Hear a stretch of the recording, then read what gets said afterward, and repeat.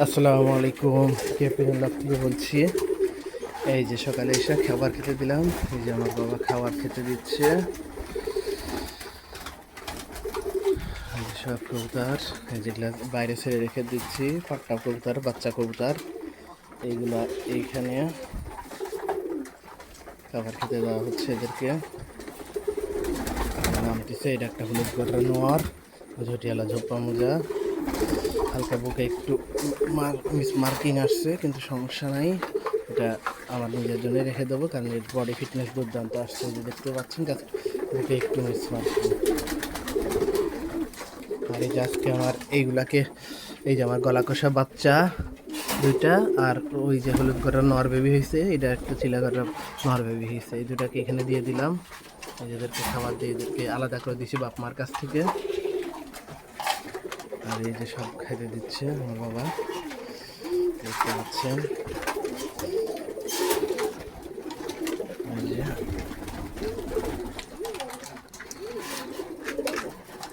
সব পাগল হয়ে থাকে খাওয়ার জন্য। সবজিগুলো লাল দুইটা ডিম নিয়ে বসে আছে। এই যে এক্সপেরিমেন্ট। এই যে গলা কষাদেরকে আলাদা করে দিলাম আজকে। এই যে কারিগররা, এই যে লাল দুটো বসে আছে। এই যে মিলিটাও ডিম নিয়ে বসে আছে, যদি ওদের ডিম না। আর এই যেটা নতুন পেয়ার করা গেছে,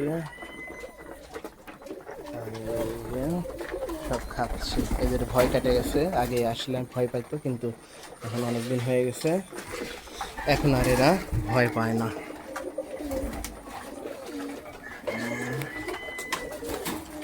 পিঁপড়ার জ্বালাটা এখনও শেষ হয় নাই। আমি কালকে পিঁপড়ার ওষুধ কিনে নিয়ে আসবো, কিন্তু এটা ফিনিক্স দিলে নাকি সবচেয়ে ভালো কাজ হয়। ফিনিক্স নামে যে একটা ইয়ে আছে, কিন্তু সেটা আনতে আমি ভুলে গেছি সকালে।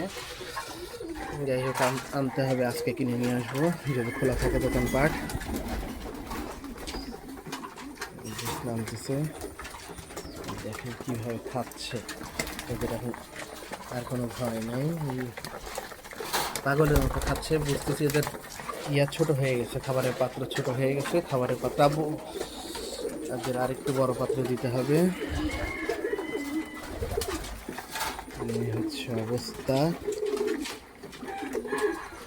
ওই যেমন চিলা গররাটা ডিম পাচ্ছে, একটা ডিম পাচ্ছে।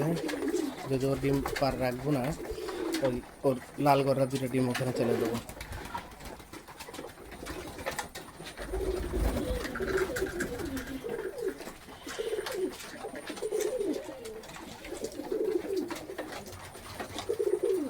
এই যে এদের ডিম দুটো চেলে দিছি।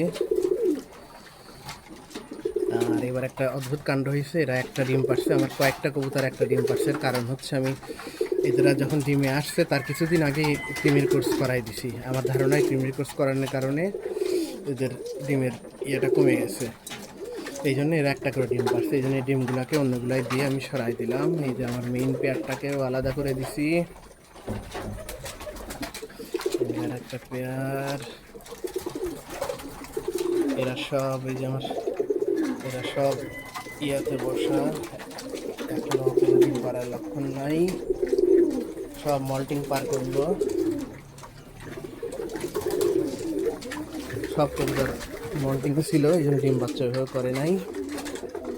ঠিক আছে, আজকের মতো এখানেই। আল্লাহ হাফেজ, সবাই ভালো থাকবেন। আমার ব্লগটির জন্য দোয়া করবেন, আমার কবুতরগুলো যেন সুস্থ সবল থাকে, আল্লাহ যেন এদেরকে সুস্থ রাখে। আল্লাহ হাফেজ।